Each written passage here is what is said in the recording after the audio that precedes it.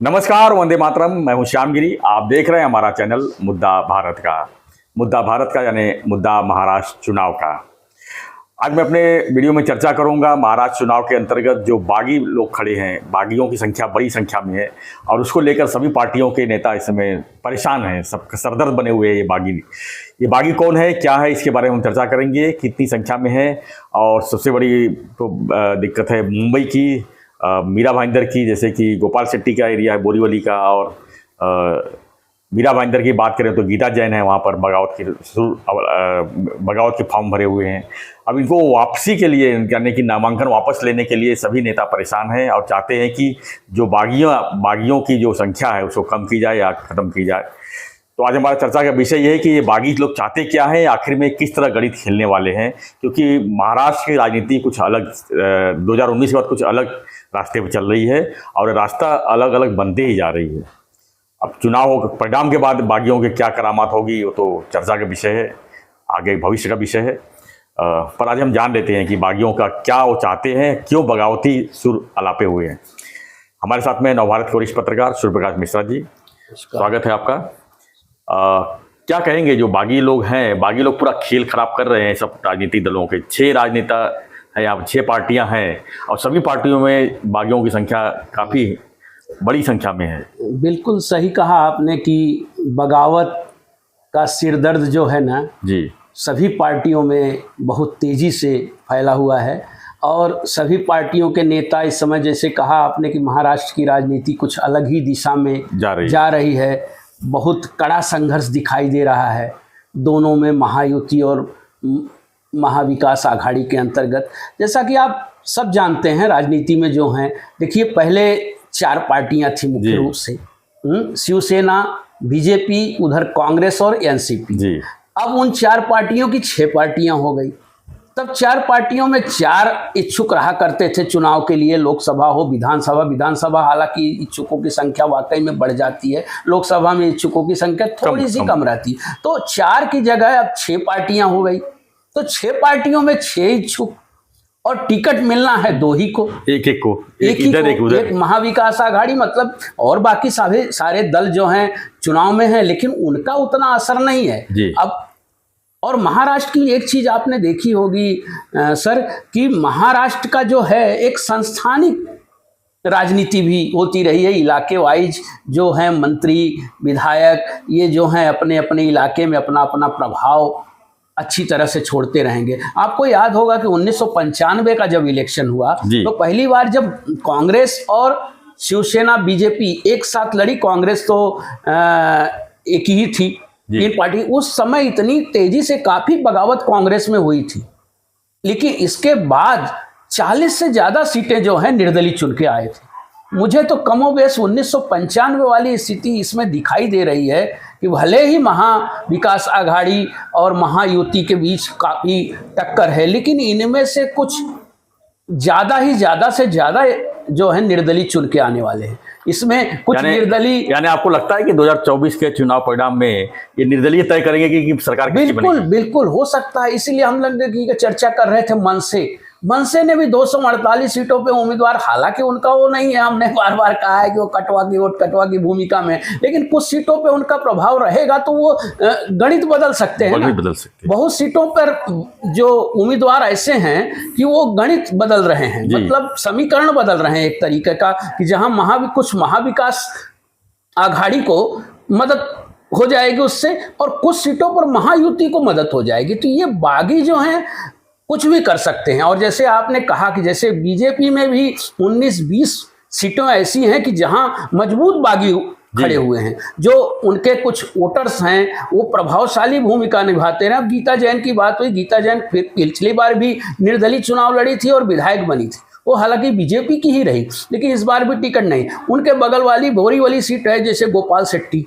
यहाँ नई मुंबई की बात आप करिए, नई मुंबई में जो सांसद का चुनाव लड़ चुके हैं विजय चौगुले हैं, नाहटा जी हैं, नाहटा, ये इस तरह की बगावत हुई है। तो ये महायुति में भी और उसी तरह की बगावत जो है सबसे ज्यादा आपको देखने को मिलेगी, अनपेक्षित रिजल्ट देखने को मिलेंगे विदर्भ से। विदर्भ में भी इस तरह से बगावत हुई है, उसमें कांग्रेस और यूबीटी जो है उद्धव की पार्टी में समन्वय नहीं हुआ है उस तरीके का सीटों के बंटवारे को लेकर। तो वहाँ बड़ी संख्या में सोलापुर में खुद शुरुआत करने जा रहे हैं उद्धव जी अपनी सभा की, और वहाँ बगावत हुई है उनके उम्मीदवारों को लेकर, उन्होंने भी वहाँ भी बगावत हुई। हर जगह इस तरह से बहुत सारी सीटों पर महाविकास आघाड़ी और महायुति के बीच बहुत द्वंद्व होने वाला है, और उसमें ये जो आपके बागी जो कह रहे हैं वो भूमिका निभाएं। कुछ जगहों पे तो नेता स्वयं, मैं कहता हूँ ऐसे लगता है कि महायुति के नेता ऐसे चाहते हैं कि यहाँ बगावत हो।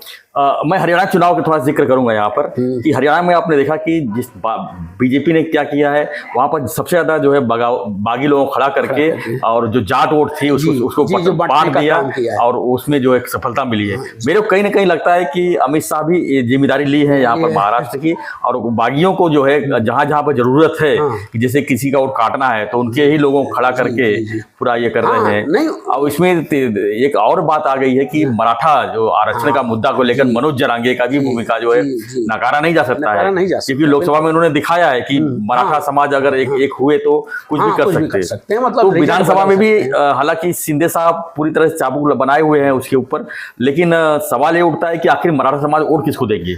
मराठा समाज की बात वही हो रही, मराठा समाज देखिए कहीं कहीं जैसे मराठवाड़ा की बात हो रही तो मराठा ओबीसी के जो बीच की लड़ाई थी वो थोड़ी सी कम हुई है। लेकिन ये आपकी बात बिल्कुल सही है कि बीजेपी का जो शीर्ष नेतृत्व है वो महायुति की सबसे बड़ी पार्टी है। बीजेपी कुछ चीजों पर चाह रही है कि यहाँ का रिजल्ट बदले, और तो उस रिजल्ट बदलने के चक्कर में उन्होंने मराठवाड़ा में या विदर्भ में तो कांग्रेस और जैसे हमने कहा यूबीटी के बीच तो थोड़ी खाई बढ़ी हुई, मतलब खाई बन गई है एक तरीके का, मतलब वो उम्मीदवार खड़े ही हो रहे हैं। तो उसी तरह का मराठवाड़ा में वो चाहते हैं कि इस तरह मराठा उम्मीदवार निर्दलीय के रूप में खड़े हों ताकि मराठों का वोट बटे और विरोधियों का वोट कटे। तो इसमें ये सफल भी दिखाई दे रही है, लेकिन कहीं कहीं इनके सर पर भी बोझ बना हुआ है कि इनके अपने ही जो घर के कुछ खास बागी हैं इनको वो सीटों पर तो है।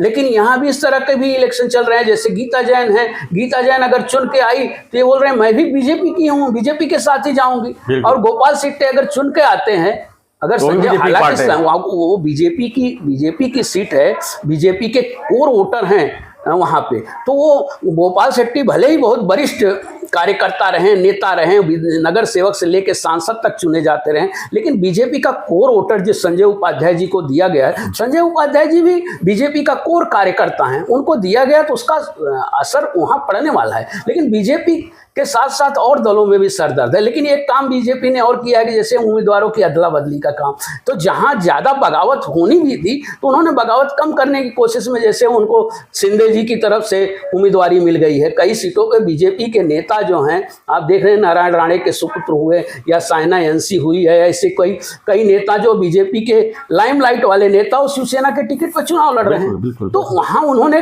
कोशिश की है समन्वय बनाने की। माननीय मुख्यमंत्री एकनाथ शिंदे जी ने काफी समन्वय बीजेपी के साथ बनाया है और वो चाह रहे हैं कि बगावत कम हो। हालांकि उनकी ही पार्टी के नेता जो हैं यहाँ नई मुंबई में बगावत कर रहे हैं, बेलापुर सीट से भी बगावत हुई है ये सीट से, लेकिन ये अभी दिख रही है। ये 4 तारीख कल नामांकन वापसी का अंतिम दिन है, कल ये चित्र स्पष्ट हो जाएगा। लेकिन यह भी तय है कि बगावत तो है और बगावत सभी दलों में है और इसका खामियाजा कुछ न कुछ सभी दलों को भुगतना पड़ेगा। और जो कल अंतिम दिन तक अगर बीजेपी या महायुति संभाल सके तो बहुत बड़ी बात होगी। बिल्कुल बिल्कुल, धन्यवाद मिश्रा जी। तो हमारा चर्चा था विषय की आखिर ये बागी जो लोग उम्मीदवार जो खड़े हैं बड़ी संख्या में, ये किसका गणित बिगाड़ने, आखिर में बगावत जो बागी लोग होते हैं ये होते कौन है। आप अगर एक ही इलाके में 4-4 बार 5-5 बार नगर सेवक जब बन जाते हैं तो आपको सीधा आपको मुकाबला करना होता है। विधायकी के चुनाव लड़ने तैयारी करते हैं। महापौर बन गए तो वो भी बोलते हैं हमें हमको विधायकी का टिकट चाहिए, सांसद का टिकट चाहिए। तो ये जो है कहीं ना कहीं पार्टी के लोग ही तैयार करते हैं बागियों को और यही भुगतते भी हैं। तो ये रही हमारी चर्चा और आपकी क्या प्रतिक्रिया है हमें कमेंट बॉक्स लिखिए। आपके एरिया में भी कुछ बागी लोग होंगे तो उनके बारे में भी जानकारी हमें दीजिए और बने रहिए हमारे साथ, देखते रहिए हमारा चैनल मुद्दा भारत का। विधानसभा जुड़ी हर खबरें जो है आप तक जरूर पहुंचाएंगे, उसके लिए आप चैनल को जरूर सब्सक्राइब करें। धन्यवाद मिश्रा जी, धन्यवाद। जय हिंद, जय महाराष्ट्र।